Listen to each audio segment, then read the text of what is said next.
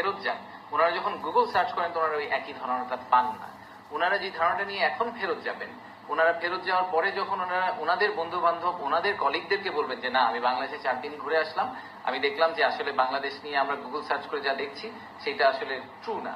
প্রথম 2 দিন আমরা ওনাদেরকে কি করেছি, 7-8 তারিখে ওনাদের আমরা বাংলাদেশ ঘুরিয়ে দেখেছি যে বাংলাদেশে ফ্যাক্টরি করতে হলে ওই প্র্যাকটিক্যালি ওই জায়গাটা দেখতে কিরকম।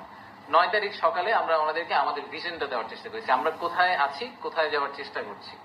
আর 9 তারিখ বিকাল এবং 10 তারিখে আমরা সারাদিন ওনাদেরকে বিজনেস টু বিজনেস বিভিন্ন ধরনের মিটিং করার সুযোগ দিয়েছি, বিভিন্ন প্রশ্ন করার সুযোগ দিয়েছি।